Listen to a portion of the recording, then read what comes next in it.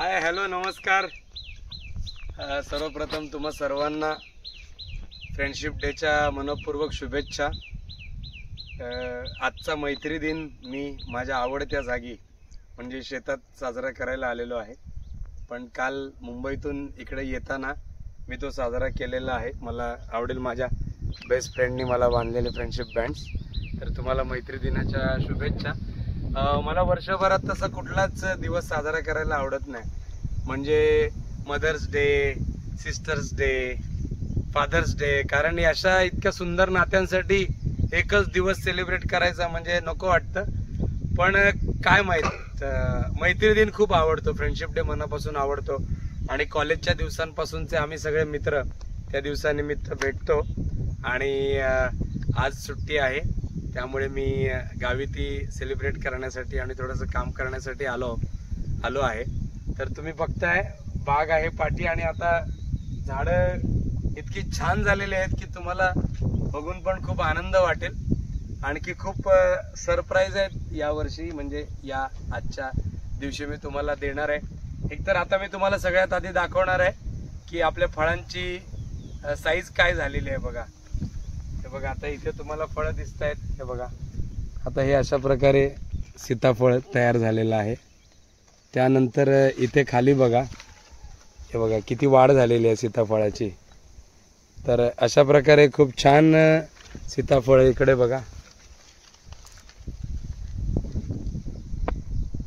तर खूप छान प्रकारे सीताफळ तयार झालेले आहेत आणि एवढी सीताफळ आहेत की बघू शकता तुम्ही, छोट्या आकाराची, मोठ्या आकाराची, अशी खूप वेगवेगळी सीताफळ आहेत। आणि आपण गेल्या वेळी मी फवारणी केली होती तर बघा पूर्णपणे गवत जळून गेलेलं आहे।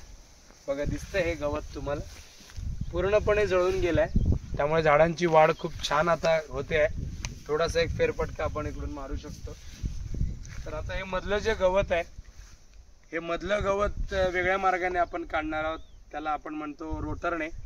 तर एक ट्रॅक्टर येतो, त्या ट्रॅक्टरला मागे यंत्र लावलेलं असतं, ते यंत्र याच्यातून फिरवलं की हे गवत पूर्णपणे याचं बारीक बारीक बारीक बारीक चुरा होतो आणि ते मातीमध्ये मिसळून जातं।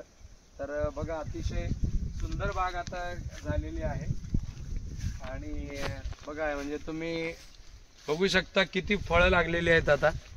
हे बघा किती मोठं झालंय हे सीताफळ, तुम्ही इथे बघू शकता, इथे बघू शकता, इथे तुम्ही बघाल तिथे तुम्हाला सीताफळ बघायला मिळतील।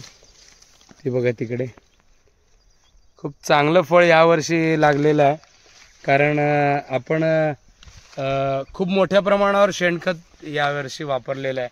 मी तुम्हाला उन्हाळ्याच्या सुट्टीत दाखवलं होतं की या झाडाच्या दोन्ही बाजूला खड्डे घेऊन आपण जे शेणखत टाकलं होतं त्याची परिणिती आणि त्याचा परिणाम आपल्याला आता या बागेमध्ये दिसतोय।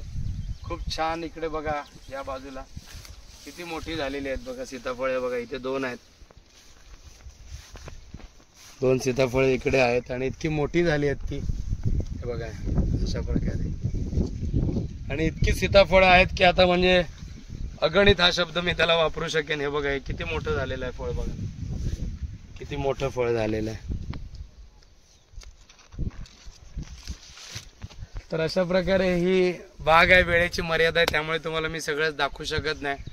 तर ही आहे घरासमोरची पश्चिम दिशेची बाग आणि तिकडे जी एक बाग आहे पूर्व दिशेची बाग, त्या बागेकडे मी तुम्हाला नेतो। तर त्या बागेमध्ये आपण फवारणी केली पण लगेच पाऊस आल्यामुळे ती यशस्वी नाही झाली, अयशस्वी झाली आणि खूप गवत वाढलंय। तर तिथे आपण जरा काम सुरू केलंय, म्हणजे खुरपणी करतोय आपण आज।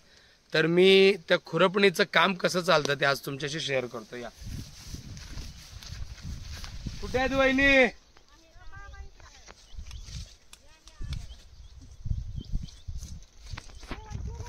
हो जेवण केलं।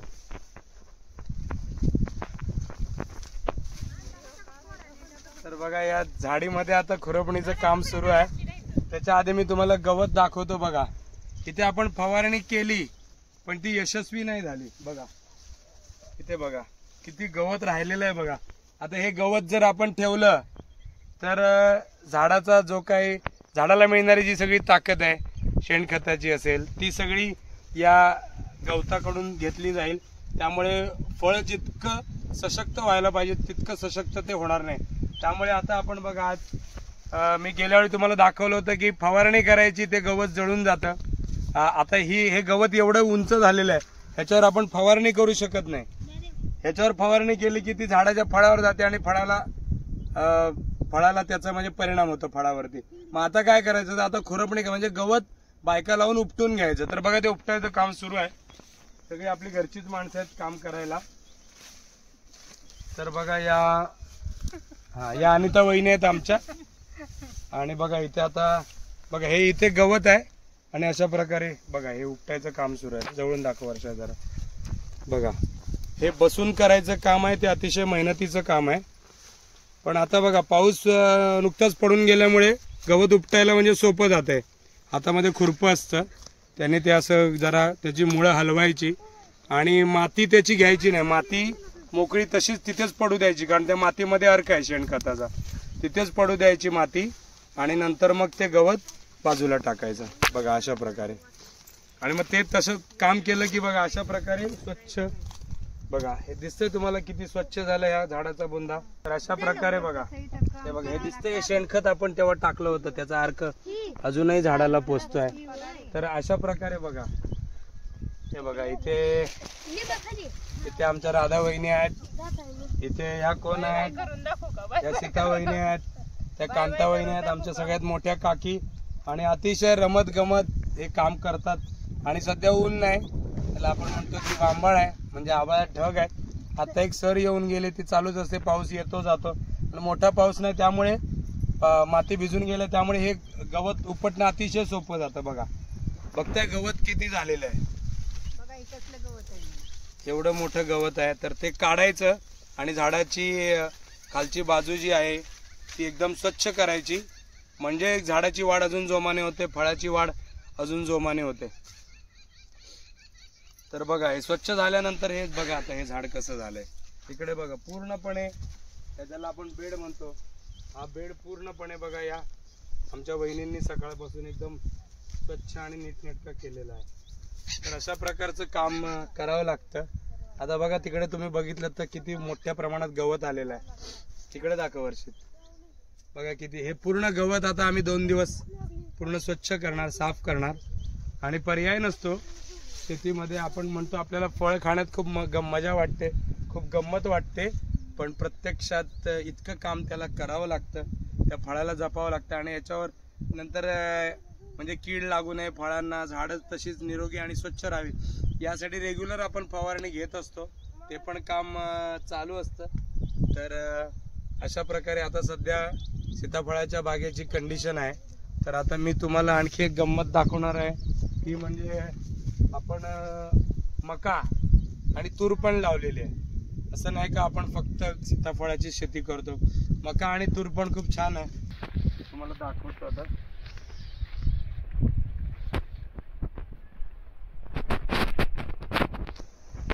बघा आता साधारण गुडघ्यापर्यंत झालेलं आहे तूर. याला एक नळी तूर म्हणतात. एक नळी तूर याचा अर्थ बघा म्हणजे मध्ये गॅप ठेवला. आता हे जे तुरीचं झाड आहे, म्हणजे इथे जे झाड आपण लावलंय तुरीचं, इथे ते साधारण एवढं वाढतं. इथे जे झाड लावलंय ते साधारण एवढं वाढतं. म्हणजे जर 4 महिन्याने तुम्ही आपण इथे आलो तर ही झाडांच्या फांद्या एकमेकांत गुंतलेल्या असतात आणि त्याला इतक्या तुरी लगडलेल्या असतात की झाडांना त्याचा भार सोसवत नाही. बघा तर अशा प्रकारे ही पूर्ण तूर आपण लावलेली आहे, बघू शकता तुम्ही. अशा प्रकारे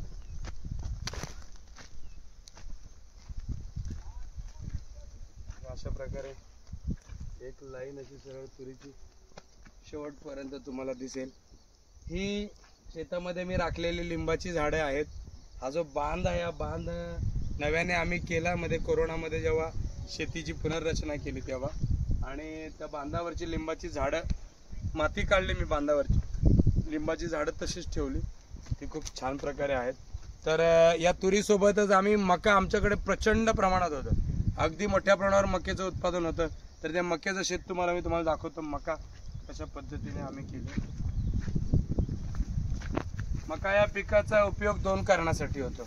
एक म्हणजे आपण त्यातली कणसं काढतो, त्याचे दाणे मकावरती विकली जाते, आणि मक्याचं जे बाटूक असतं म्हणजे मक्याचं कणीस काढल्यानंतर, ज्वारीचं मक्याचं कणीस काढल्यानंतर उरलेलं जे बाटूक असतं ते जनावरांना खाण्यासाठी अत्यंत छान आणि पौष्टिक असतं. ही आहे मका आणि अतिशय छान प्रकारे, म्हणजे आपल्याला वाटतं झाड हिरवं असलं की ते खूप छान असतं, पण तसं नाही.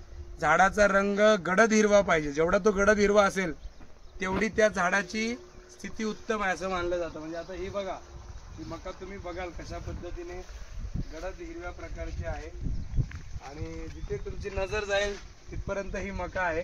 आणि गेल्या वर्षी पण या एवढ्या शेतात आम्हाला 20 पोती मका झाली होती. या वर्षी पण तेवढीच होईल अशी अपेक्षा आहे. आणि ही मका काढल्यानंतर पुन्हा इथे आपण ज्वारी करणार.